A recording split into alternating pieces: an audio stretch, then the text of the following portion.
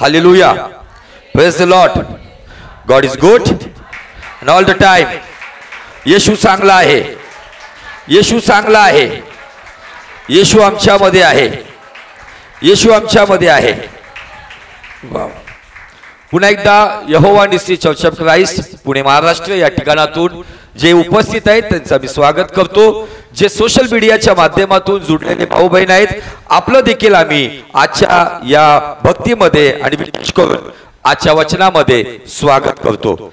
ज्या विषयावरती आम्ही मनन आणि चिंतन करत आहोत तो विषय आहे सुवार्ता आणि त्यातलाच पार्ट म्हणून सुवार्तेचं महत्त्व काय आहे, सुवार्तेमध्ये काय होऊ शकतं, सुवार्तेद्वारे काय घडू शकतं यावरती आपण मनन आणि चिंतन करत आहोत. तर सुवार्तेचं महत्त्व समजून घेण्यासाठी रोमकरास पत्र याचा पहिला अध्याय आणि वचन 14 पासून पुढे वाचूया. 14 ते 17 पहिला अध्याय वचन 14 ते 17. हेलेनी व बर्बर, ज्ञानी व अज्ञानी ह्यांचा मी ऋणी आहे. यांचा मी ऋणी आहे. कुणाचा ऋणी आहे? हेलेनी, बर्बर, अन्य जाती असो, कुणी असो, ज्ञानी असो किंवा अडाणी असो, या सगळ्यांचा संत पौल म्हणतो मी ऋणी आहे, मी कर्जदार आहे. आम्ही पाहिलं होतं की संत पौल म्हणतो की जर मी सुवार्थ सांगत नाही तर माझी किती दुर्दशा. आणि तो संत पौल इथं म्हणतोय की या लोकांचा मी ऋणी आहे. त्यांनी काही कर्ज घेतले का कुणाकडून? कुणाचं काही देणं घेणं आहे का? मग कोणतं ऋण आहे, कोणतं कर्ज आहे? संत पौल देवाचा इतका मोठा सेवक तो म्हणतोय की मी ऋणी आहे. पुढे ह्याप्रमाणे रोम शहरात राहणाऱ्या तुम्हालाही सुवार्ता सांगण्यास मी अगदी उत्सुक आहे. वाव. तो काय म्हणत आहे? या रोम शहरामध्ये त्या काळामध्ये निरनिराळे लोक होते, ज्ञानी होते आणि अज्ञानी लोक होते. आणि तो म्हणत आहे की याप्रमाणे मी ऋणी यासाठी आहे की तुम्हालाही, म्हणजे याच्या पहिले त्यांनी कुणाला तरी सांगितली, कोणत्या तरी शहराला सांगितली, कुठल्या तरी मंडळीला उभं केलं, म्हणून तो म्हणतो तुम्हालाही सुवार्ता सांगण्यास मी अगदी उत्सुक आहे. आज मला सांगू द्या, तुम्ही जे सुवार्ता सांगणारे लोक इथून पुढे जे आता उभे राहणार आहात किंवा ठिकठिकाणामध्ये ट्रॅक्स वाटणार आहात, लोकांना सुवार्ता सांगणार आहात, तर नुसतं सांगू नका, त्याच्यामध्ये उत्सुकता असू द्या. कारण परमेश्वराचं वचन आहे उत्सुकता असली म्हणजे तो आहे तसं मान्य करतो. पण मला सांगू द्या, या रोम शहरामध्ये येण्यासाठी संत पौलाला एका खडतर प्रवासातून जावं लागलं, एका मोठ्या संकटाचा सामना करावा लागला. त्याला बंदिवानाप्रमाणे नेण्यात आलं होतं, नाना प्रकारच्या गोष्टींमधून त्याला जावं लागलं होतं. आणि तो म्हणतोय की रोम शहराला मला तो म्हणतोय की तुम्हालाही सुवार्ता सांगण्यास मी अगदी उत्सुक आहे. आज प्रश्न हा आहे, मी तुम्हाला संदेश देतोय सुवार्ता सांगण्याविषयी, ते ऐकून तुम्ही नुसतं सांगायची म्हणून सांगत असाल तर बिलकुल सांगू नका. तर अगदी उत्सुकतेने जर सांगताल तर मला सांगू द्या, तुमच्याद्वारे कुणीतरी एखादा रिवायवलिस्ट उभा राहू शकतो. तुमच्याद्वारे कुठल्या तरी एखाद्या ज्ञानाचंही तारण होईल आणि अज्ञानाचंही तारण होईल. तुमच्याद्वारे कुणाचं तरी जीवन बदललं जाईल. हे सामर्थ्य त्या सुवार्तेमध्ये आहे. पुढं, कारण मला सुवार्तेची लाज वाटत नाही. मला सुवार्तेची लाज वाटत नाही, तर सुवार्थ सांगायला मी अगदी उत्सुक असतो. आज मंडळीमधून ही उत्सुकता निघून गेलेली आहे. आज अनेक मंडळींची स्थिती हीच आहे की लोक आशीर्वाद घेण्यासाठी अगदी उत्सुक आहेत, भविष्यवाणी ऐकण्यासाठी अगदी उत्सुक आहेत, माझ्यासाठी काय चांगलं मिळेल का याच्यासाठी अगदी उत्सुक आहे. पण आज तुम्ही आणि मी या काळाच्या शेवटी आलोय. आज आपल्या ख्रिस्ती लोकांची आज परिस्थिती भारतामध्ये ठीक नाहीये, निरनिराळे अडखळणं आहेत. परंतु या अडखळणामध्येच आम्ही देवाचं गौरव केलं पाहिजे आणि त्याच्यासाठी गरजेची गोष्ट आहे उत्सुकता. दावीद महाराज म्हणतो की उत्सुकतेच्या आत्म्याने मला सावरून धर. आम्हाला जग आणि जगाच्या गोष्टीसाठी एखाद्याचं व्हॉट्सअप वरती स्टेटस पाहायला किंवा चॅटिंग करायला जी उत्सुकता असते ना, त्याच्यापेक्षा मोठ्या प्रमाणातली उत्सुकता मला देवाचं काम करण्यासाठी असली पाहिजे. Hallelujah, praise the Lord. Bible या ठिकाणी सांगतं मला सुवार्थीची लाज वाटत नाही. पुढे कारण विश्वास ठेवणाऱ्या प्रत्येक व्यक्तीला, प्रथम यहुदाला, प्रत्येक यहुद्याला, मग हेलेनांना तारणासाठी ती देवाचे सामर्थ्य आहे. या जगातला कुठलाही व्यक्ती असो, तो कुठल्याही स्वरूपाचा व्यक्ती असो, बायबल या ठिकाणामध्ये संत पौलाद्वारे सांगत आहे सुवार्ता तारणासाठी, मोक्ष प्राप्तीसाठी, उद्धारासाठी, मुक्तीसाठी, सुटकेसाठी, पापक्षमेसाठी देवाचं सामर्थ्य आहे. हालेलुया. तुम्ही ज्या एखाद्या व्यक्तीला सांगता कदाचित त्याला तेव्हा त्याचं महत्व समजणार नाही, पण एक दिवशी त्याच्या कानात, त्याच्या हृदयात तुमचे शब्द वाचतील आणि त्याला देवाचं सामर्थ्य प्रगट होईल आणि त्याला सुटकेसाठी तुम्ही सांगितलेली सुवार्ता, तुम्ही दिलेलं ट्रॅक्स त्याचं जीवन बदलून टाकल. कारण देवाचं सामर्थ्य अद्भुत गोष्टी करतं. आमेन, हालेलुया. म्हणून सुवार्ता सांगण्याची लाज बाळगू नका. तर सुवार्थेमध्ये प्रत्येक मानव जातीसाठी, कुठल्याही जाती धर्माचा असो, त्या प्रत्येक व्यक्तीच्या सुटकेसाठी, तारणासाठी, पापक्षमेसाठी, सॅल्वेशनसाठी सुवार्ता देवाचं सामर्थ्य आहे. पुढे कारण तिच्यात देवाचे नीतिमत्व, तिच्यात म्हणजे सुवार्तेमध्ये देवाचं नीतिमत्व विश्वासासाठी प्रगट झालेले आहे. बायबल स्पष्ट सांगतं सुवार्तेमध्ये देवाचं नीतिमत्व आहे, मनुष्याचं कर्म नाहीये. आज मनुष्य कर्माने आपलं नीतिमत्व मिळवण्यासाठी निरनिराळे धर्माचे कर्म करण्यामध्ये बिझी झालेला आहे, पण त्यातून त्याला काही मिळत नाहीये, त्याची फसवणूक होत आहे. पण देवाने जगावर एवढी मोठी प्रीती केली की त्याने आपला पुत्र दिला, म्हणजे त्याने आपलं नीतिमत्व दिलं. ते नीतिमत्व प्रत्येक अनितिमान मनुष्याला नीतिमान करण्यास समर्थ आहे. पण आज आम्ही या गोष्टीला सोडून, मला सांगू द्या की सुवार्तेमध्ये इतकं सामर्थ्य आहे आणि आम्ही त्या गोष्टीला सोडून इतर गोष्टी आम्ही पाहत आहोत. आणि मी तुम्हाला शिकवले सुवार्ता येशू ख्रिस्ताचं मरण, येशू ख्रिस्ताचं पुनरुत्थान, येशूचं येणं याच्याविषयीच असावी. कुठल्या चर्च विषयी सांगू नका, कुठल्या सेवकाविषयी सांगू नका, कुठल्या चमत्काराविषयी सांगू नका. पहिली सुवार्ता जर तुम्ही ही सांगताल तर जग तुमच्यावरती बोट उचलणार नाही. आज लोक बोट उचलत आहे आणि ते म्हणतात की तुमचा येशू हे करतो तर मग हे करून दाखवा. तर त्यांना पहिले सांगा येशू ख्रिस्त निश्चित असंभव गोष्टी संभव करतो. त्याच्यापैकी महत्वाची गोष्ट आहे की येशू ख्रिस्त प्रत्येक पाप्याला क्षमा देण्यास, सुटका देण्यास, देवाचं राज्य देण्यास समर्थ आहे. ही गोष्ट ठणकावून सांगा. येशू ख्रिस्ताद्वारे पुनर्जन्म नाहीये, पण येशू ख्रिस्ताद्वारे पुनरुत्थान आहे, जे आम्हाला देवाच्या राज्यात घेऊन जातं. मंडळीने सुवार्तेमध्ये येशूचं बलिदान आणि पुनरुत्थान सांगितल्यावर त्यांची थट्टा करण्यात आली, पण कालांतराने पुनरुत्थानाचं सामर्थ्य अशा पद्धतीने पसरलं की सुवार्तेचा वनवा सगळीकडे लागला आणि एक मोठी संख्या देवाच्या राज्यामध्ये आली.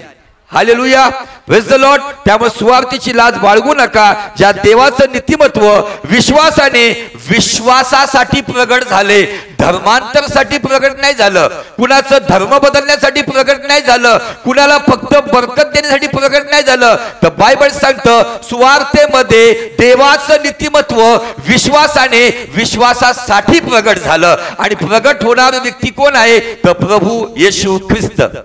Hallelujah, praise the Lord. पुढे नीतिमान विश्वासाने जगेल. नीतिमान विश्वासाने जगेल. या शास्त्रलेखाप्रमाणे हे आहे. या शास्त्रलेखाप्रमाणे हे आहे. आता इथं दिले की नीतिमान विश्वासाने जगेल, याविषयी आम्हाला बायबल सांगतं. थोडस तिमोथेच्या पत्राकडे आपण जाऊया. तिमोथेचं दुसरं पत्र, पहिला अध्याय आणि वचन 10. तिमोथेचं दुसरं पत्र, पहिला अध्याय वचन 10. ती आता आपला तारणारा ख्रिस्त येशू ह्याच्या प्रगट होण्याने, नीट ऐका, काय होण्याने? ह्याच्या प्रगट होण्याने. आम्हाला निश्चित बायबल सांगतं येशूचा जन्म झाला. काय म्हणतं बायबल? येशूचा जन्म झाला, परंतु हे जगासाठी ठीक आहे, परंतु वास्तविक स्वरूपाने जर तो जन्माने येतो तर मग त्याचं अस्तित्व तेव्हापासून सुरू होतं. पण बायबल सांगतं येशू ख्रिस्त काल आज युगानुयुग सारखा आहे.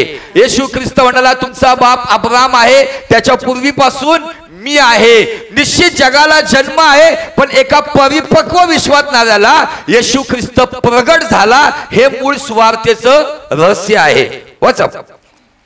येशू त्या ह्याच्या प्रगट होण्याने दृश्यमान झाली आहे. दृश्यमान झाली आहे. त्याने मरण नाहीसे केले. त्याने मरण नाहीसे केले आणि स्वार्थाच्या द्वारे, नीट ऐका, सुवार्तेच्या द्वारे, अभिषेकाच्या द्वारे नाही, चिन्ह चमत्काराच्या द्वारे नाही, सुवार्तेच्या द्वारे. म्हणजे त्यांनी स्वार्थिकच काम पहिले केलं. सुवार्तेच्या द्वारे जीवन व अविनाशिता ही प्रकाशित केली आहे. ही प्रकाशित केली आहे. जीवन आणि सार्वकालिक जीवन.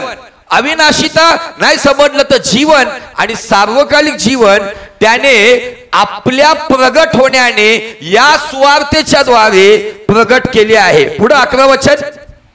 मला त्या सुवार्तेचा, नीट ऐका, पौल म्हणतोय, तिमोथेला लिहितोय, एक पास्टरला लिहिलेलं एक लेटर आहे. मला त्या सुवार्तेचा घोषणा करता प्रेषित व शिक्षक असे नेमिले होते. असं नेमलं होतं. पुढं. ह्या कारणाने मी हे दुःखे मी शोषित आहे, तरी मी लाज धरीत नाही. कारण मी ज्याच्यावर विश्वास ठेवला आहे, मी सुवार्तेच्या द्वारे ज्याच्यावर विश्वास ठेवला आहे, त्याला मी जाणतो आणि तो माझी ठेव, माझं महत्वाची रक्कम म्हणजे माझं जीवन. तो माझी ठेव त्या दिवसासाठी राखावा शक्तिमान आहे, असा माझा भरोसा आहे. आमेन. हालेलुया. संत पौल या ठिकाणामध्ये सुवार्तेमध्ये जीवन आणि अविनाशिता प्रगट झाली आहे. ज्यास तुम्ही एखाद्यासाठी सुवार्ता सांगता तर त्याला जीवनच नाही तर त्याला सार्वकालिक जीवनात येण्यासाठी आमंत्रित करता. या जीवनापुरती नाही तर या जीवनानंतर एक जीवन आहे. जर येशूला मिळवलं तर सार्वकालिक जीवन आहे, जर येशूला गमावलं तर सार्वकालिक अग्नी आहे. पण तुम्ही एखाद्याला सुवार्ता सांगता तर त्या व्यक्तीला त्या सुवार्तेच्या द्वारे जीवन आणि अविनाशिता मिळते. आणि 11 वचन मी तो म्हणतोय, मी सुवार्तेचा घोषणा करता आहे. वास्तविक त्याची इतकी मोठी मिनिस्ट्री, त्याचा इतका मोठा अनॉइंटिंग, त्याचा इतका मोठा प्रभाव होता, पण तो फिरून कुठे येतो परत. मी मिराकल वर्कर नंतर आहे, मी प्रॉफेट नंतर आहे, मी प्रेषित नंतर आहे, पण तो म्हणतो मी सुवार्तेचा घोषणा करताय. आज तो आपल्या सेवेचं रहस्य सांगतोय. जर संत पौल एकाच जागी त्याच्या गावी जर पडून राहिला असता तर मला सांगू द्या की आम्हाला बायबलचे 14 पुस्तकं मिळाले नसते, आम्हाला बायबलचं उत्तम रहस्य समजलं नसतं, अँटिक्राइस्ट विषयी समजलं नसतं, देवाच्या योजनेविषयी समजलं नसतं. हा व्यक्ती बाहेर पडला आणि तो सुवार्तेचा घोषणा करता प्रेषित व शिक्षक असं त्याला नेमलं होतं. त्याच्याकडं किती मिनिस्ट्री होत्या, त्याच्यापैकी 3 मिनिस्ट्री तो इथंच बोलत आहे, ज्याच्यापैकी पाडकीय सेवाही त्यांनी केलेली आहे आणि त्याच्यापैकी प्रॉफिटिक सेवाही त्यांनी केलेली आहे. वास्तविक तो एक प्रॉफिट म्हणून होता, परंतु स्वार्थिक म्हणून उभा राहिला. हालेलुया, प्रेज द लॉर्ड, बोलो येशू मसीह की. आज आम्हाला समजून घ्यायचंय की सुवार्तेचं महत्व काय आहे. आणि या महत्वाकडे जात असताना आपण प्रेषितांच्या कृत्यात 11 अध्याय आणि वचन 19 पासून पुढं काही गोष्टीकडे लक्ष लावणार आहोत. प्रेषित 11 अध्याय वचन 19 पासून पुढे.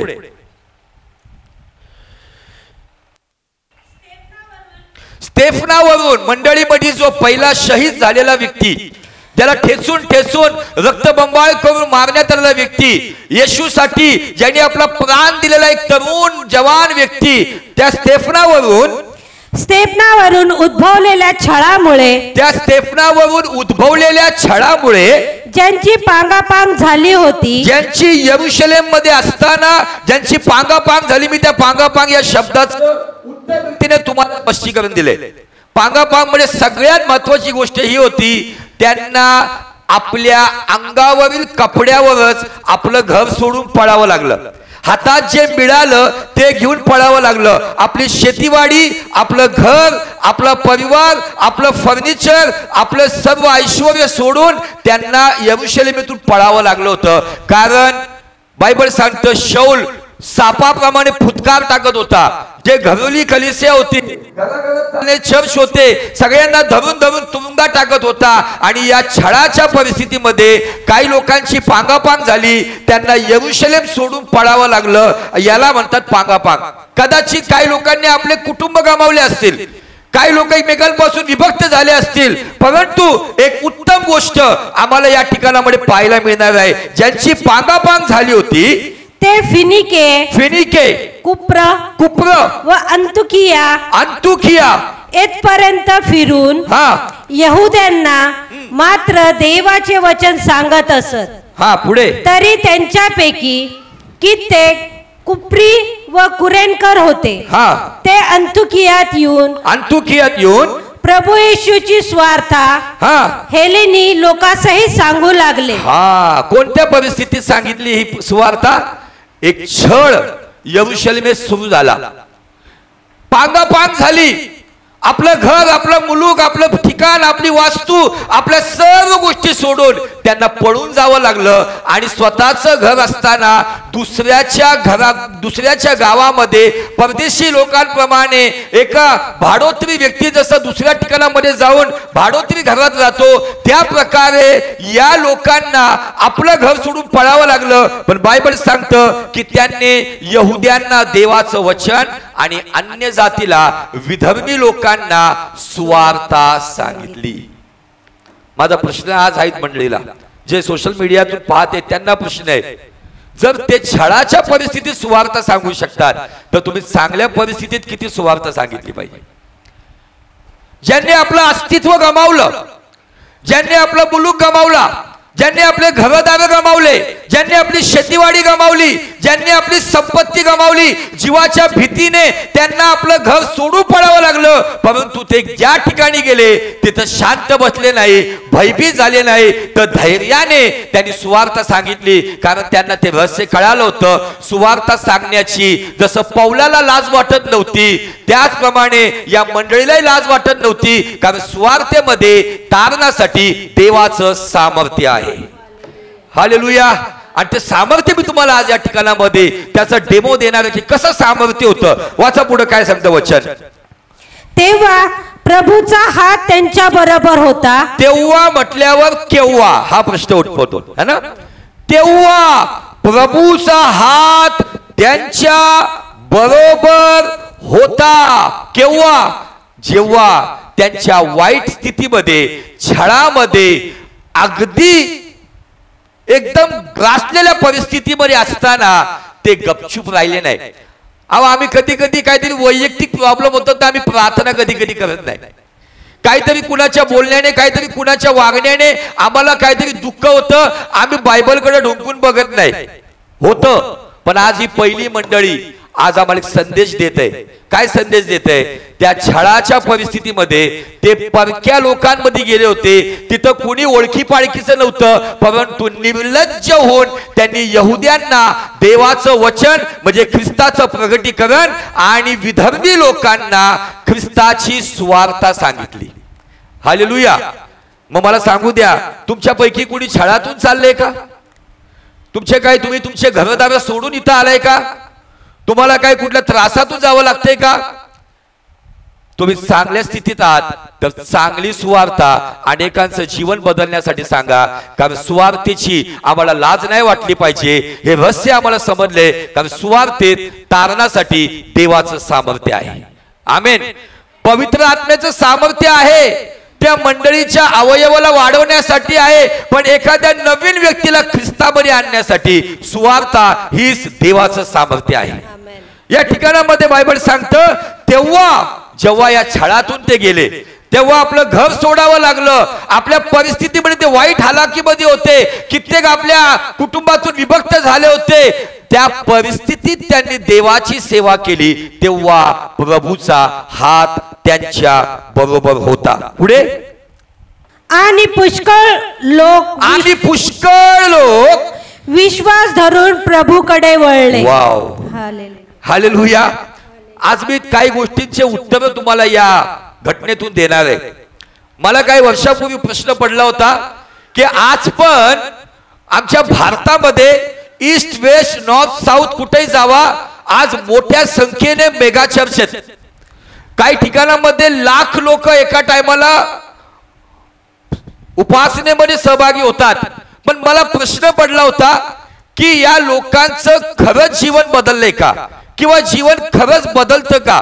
तर या अध्यायातून मला काय प्रश्नाचे उत्तर मला मिळाले. पण या ठिकाणामध्ये आल्यावरती आम्हाला महत्वाची गोष्ट काय कळती की त्या वाईट परिस्थितीमध्ये त्यांनी देवाची सेवा केली, कारण त्यांना माहित होतं माझा देव माझी साथ सोडणार नाही.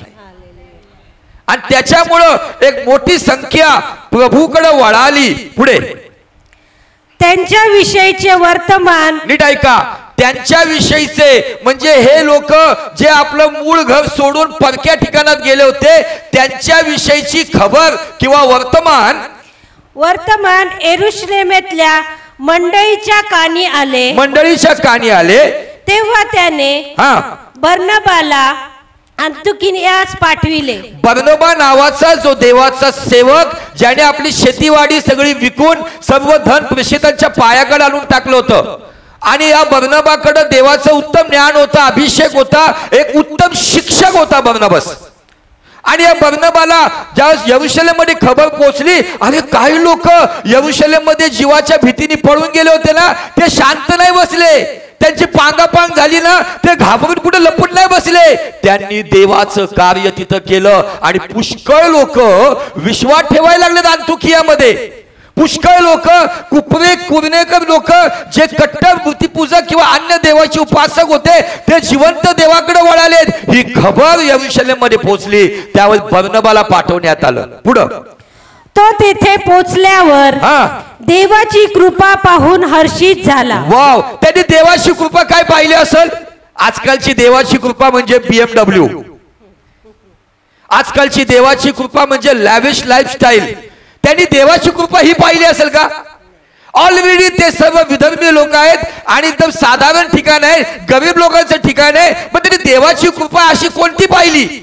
आज देवाच्या कृपेला फक्त प्रॉस्पेरिटी मध्ये मोडलं जातं, पण मला सांगू द्या ते फायनान्शियल लेवलचे आशीर्वाद आहे, पण देवाची कृपा कशी आहे ना, त्याचं उत्तम उदाहरण पाहायला मिळेल. वाचा. हर्षित झाला आणि त्याने त्या सर्वांना बोध केला की दृढ निश्चयाने प्रभूला बिलगून राहा. हिंदीमध्ये खूप शब्द तिथे चांगला आहे. काय शब्द हिंदीमध्ये? 23 वचनामध्ये प्रभु को लिपटे रहो, ऐसा ही है ना, प्रभु को लिपटे रहो.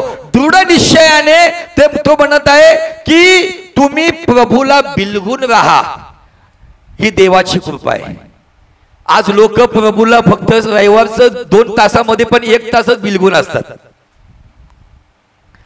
ऐकायला वाईट वाटतं. काही लोक प्रभूला फक्त आडी अडचणीमध्येच बिलगून असतात, परंतु देवाची खरी कृपा त्या व्यक्तीवरती असती जो आपल्या जीवनात आजारपण असो, आरोग्य असो, गरिबी असो, श्रीमंती असो, कर्ज असो, समृद्धी असो, अपमान असो, सन्मान असो, या परिस्थितीमध्ये जो आपल्या देवाच्या सहवासात असतो त्याच्यावरती देवाची कृपा. हालेलुया. नाही तर चांगल्या परिस्थितीमध्ये जसं नाही का जगाची म्हण आहे, आला ताप तर तू माझा बाप, गेला ताप तर मी तुझा बाप. आज या स्वार्थी फेथ मध्ये तर नाही ना, आम्ही सेल्फिश फेथ मध्ये. या ठिकाणामध्ये त्यांनी मंडळीच्या जीवनामध्ये जे पाहिलं आणि तो आनंदित झाला. तिथं कोणी लीडर नाहीये, कोणी मला सांगू द्या, तिथं कुठला लीडर नाहीये अंतुकियामध्ये. तिथं कोणी विशेष प्रेषित त्यांच्या सोबत गेलेला नाहीये. तिथं कुठला विशेष special anointed man of God त्यांच्या सोबत गेलेला नाहीये. हे साधारण लोक आहेत, यरूशलेमेच्या साधारण वस्तीमधले लोक आहेत, आणि कुणाचं नाव लिहिलं नाही तर चांगली गोष्ट आहे. साधारण लोक आपलं यरूशलेम सोडून पांगापांग झाली म्हणून पळून गेले. या साधारण लोकांनी आणलेलं रिवायवल आहे. जर ते साधारण लोक त्या ठिकाणात अंतुकियामध्ये रिवायवल आणू शकतात, तर तुम्ही तुमच्या वस्तीत, तुमच्या सोसायटीत, तुमच्या शहरात, तुमच्या गावात निश्चित सुवार्तेद्वारे संजीवन घेऊन येऊ शकता. Hallelujah, praise the Lord. ते वाईट स्थितीमध्ये संजीवन आणू शकतात, तुम्ही चांगल्या स्थितीत संजीवन घेऊन या. तुम्हाला काही करायची गरज नाही, फक्त येशू विषयीची सुवार्ता सांगायची आहे. येशू विषयीची सुवार्ता सांगा, पवित्र आत्मा काम करायला लागतो. पवित्र आत्मा तिथंच ऍक्टिव्हेट होतो जिथं येशू विषयीची सुवार्ता काम करते. चिन्ह चमत्कार. आज लोकांनी साक्षीच चर्च बनवले. ही साक्ष, ती साक्ष, याची साक्ष, त्याची साक्ष, आणि सगळ्या साक्ष रोटी कपडा मकानवरच अवलंबून आहे. Hallelujah, praise the Lord. Bible या ठिकाणी सांगतं, या लोकांनी देवाचं कार्य असं केलं. त्यांना बोध करताना बार्नबास म्हणतोय, दृढ निश्चयाने प्रभूला बिलगून राहा. पुढे 24. मनुष्य होता. बार्नबास एक चांगला मनुष्य होता आणि पवित्र आत्म्याने व विश्वासाने पूर्ण होता. दोन गोष्टी बार्नबास मध्ये, त्याच्या चांगल्या कॅरेक्टर मध्ये दोन गोष्टी आहे.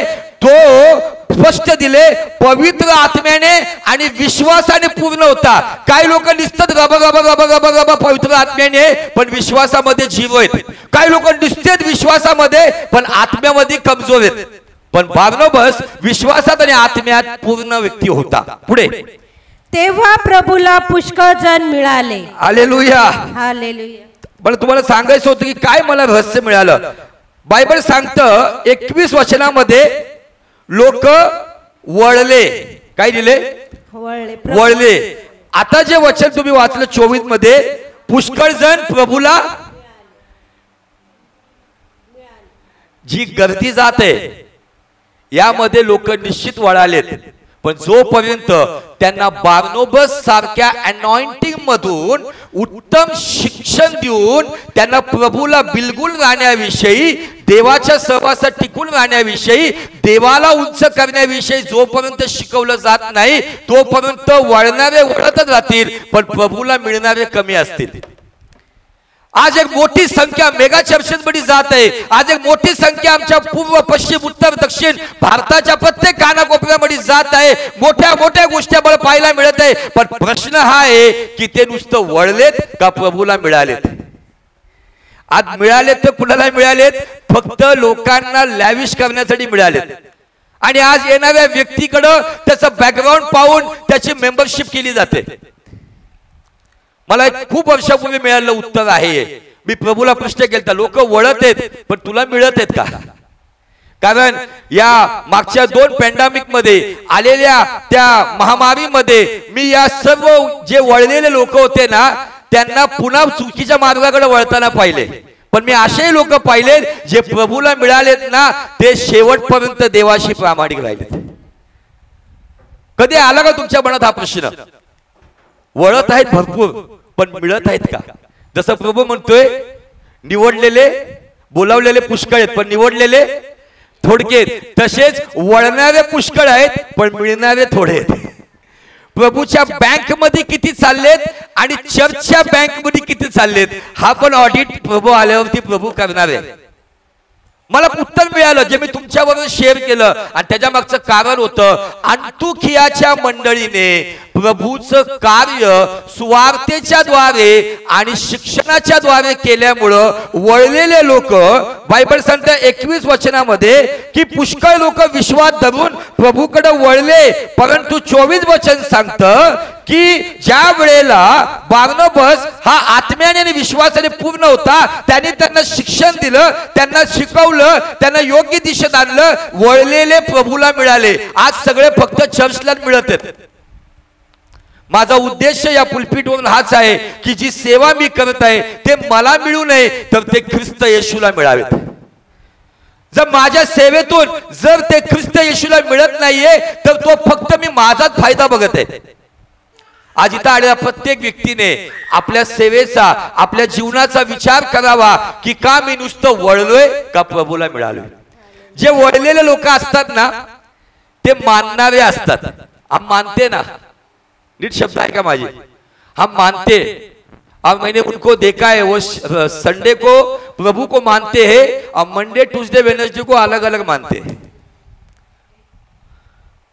मानणारा व्यक्ती हा वळलेला आहे, परंतु बायबल सांगतो जे जाणणारे आहेत ते देवाचे आहेत। मानणारे फक्त तेवढ्या पुरती आहेत, पण जाणणारे माझा फायदा हो अगर न हो, चमत्कार हो अगर न हो, परिस्थिती बदलू अगर न बदलू, पण मी त्याच्याशी प्रामाणिक राहील। Hallelujah, praise the Lord.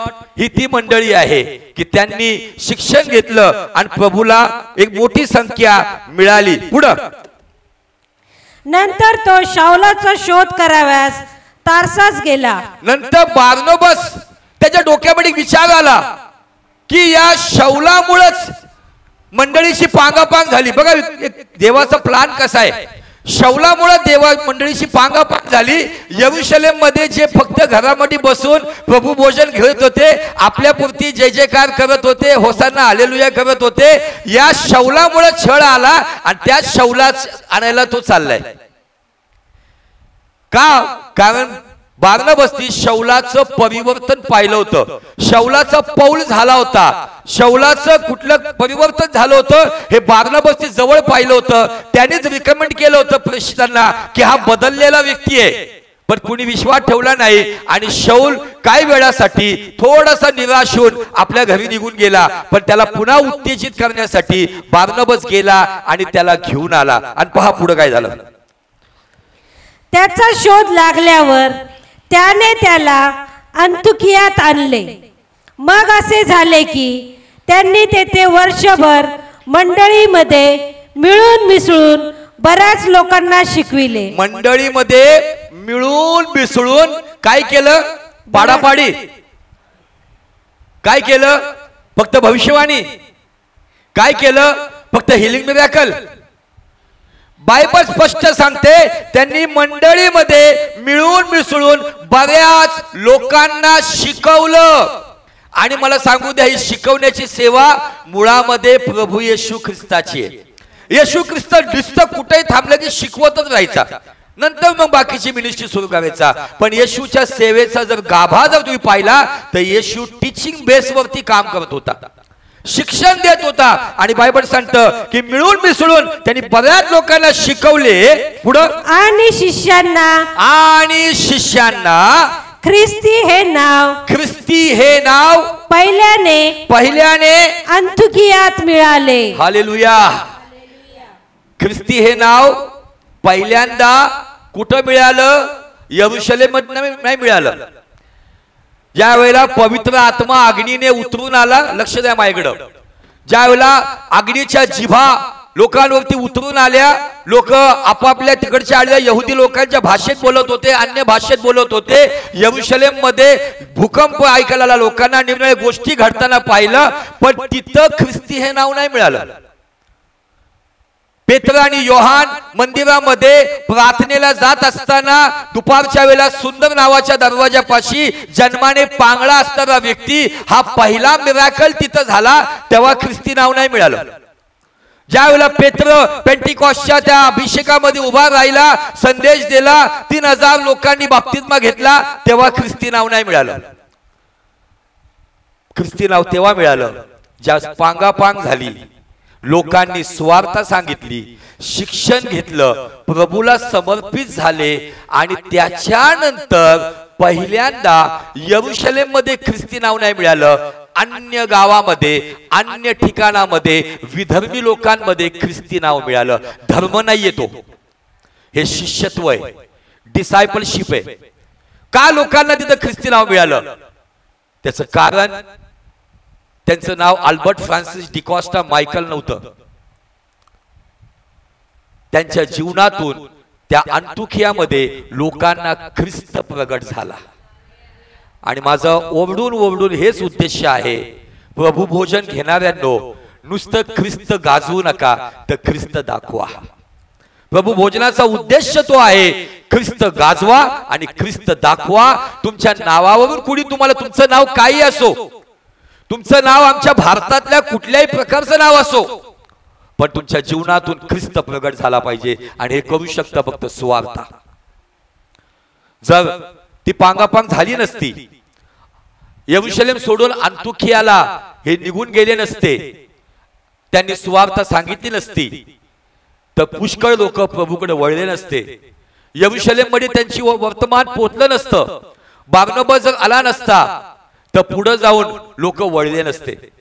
पण देवाची योजना होती की ही पांगापांग व्हावी, माझं शुभवर्तमान सगळीकडे पोहोचावं. त्याच पांगापांग मध्ये प्रभूचा शिष्य थोमा, प्रभूचा शिष्य बार्थलमय हे भारताला आपले पाय लावून गेले. तुम्हाला माहिती नसेल तर गुजरात कोस्टल एरियामध्ये जो भाग आहे तिथं बार्थलमय येऊन गेला आणि साऊथ मध्ये थोमा येऊन गेला आणि साऊथ मध्ये थोमाला मारण्यात आलं. का? चांगल्या स्थितीत नव्हते आले, गुलामीत आले होते. पण त्या गुलामीतही त्यांनी भारत नावाच्या देशाला सुवार्ता सांगितली. आणि म्हणून आज लोकांना प्रश्न पडलाय, काही वर्षापूर्वी 2.5 असणारे हे ख्रिस्ती लोक आता संख्येने अधिक कसे झालेत? कारण सुवार्ता अनेकांना नवीन जन्म देतं. त्यामुळे सुवार्तेला हलक्यात घेऊ नका. आमच्या उपास प्रार्थनेमध्ये पॉइंट्स आहेत. आमच्या मंडळीच्या मुलांनी, मंडळीने, पालकाच्या मुलांनी आपलं जीवन असं जगावं, अशी सुवार्ता सांगावी की त्यांच्या जीवनाकडे पाहून अनेक तरुण देवाच्या राज्यात यावे. या जगासाठी उत्तर केवळ येशू ख्रिस्त आहे आणि जगासाठी पर्याय येशूची सुवार्ता आहे. पण आता सुवार्तेसाठी मार्ग खूप कडक झालेत, अडखळण आहेत. पण मला सांगू द्या, आमच्याकडे एक उत्तम उदाहरण आहे. त्या ठिकाणात मंडळीचा तरुण मुलगा रक्तसाक्षी झाला, ज्यांची पांगापांग झाली ते गप्प राहिले नाही, त्यांनी सुवार्ता गाजवली. म्हणून एक मोठी संख्या प्रभूकडे जी वळली होती ती प्रभूला मिळाली आणि पहिल्यांदा त्याच अंतुखियात ख्रिस्ती हे नाव मिळालं. Hallelujah, praise the Lord. ख्रिस्ती नाव मिळवण्यासाठी कष्ट आहेत. पांगापांग झालेल्या परिस्थितीमध्ये जो ख्रिस्ताचं काम करतो तेच खरे ख्रिस्ती आहेत. जे दुःखामध्ये, परिश्रमामध्ये, आजारपणामध्ये, वाईट परिस्थितीमध्ये जे प्रभूला उंच करतात त्यांनाच ख्रिस्ती बनण्यात येतं. नंतर नामधारी तो खूप आहेत आपल्याकडं, निरनिराळ्या पंथामधून 2,500 पेक्षा अधिक पंथ आहेत ख्रिस्ती लोकांचे. पण या पंथामध्ये ख्रिस्त नाहीये. जो आपल्या जीवनाने आणि आपल्या ओठाने ख्रिस्त गाजवतो आणि दाखवतो तोच खरा व्यक्ती ख्रिस्ती आहे, ज्याच्या जीवनामध्ये देवाचा हात कायम असतो. आमेन. प्रभू करो या वचनाद्वारे तुम्हाला ख्रिस्त गाजवण्यासाठी आणि ख्रिस्त दाखवण्यासाठी पवित्र आत्मा येशूच्या नावात तुमचं सहाय्य करो. धन्यवाद.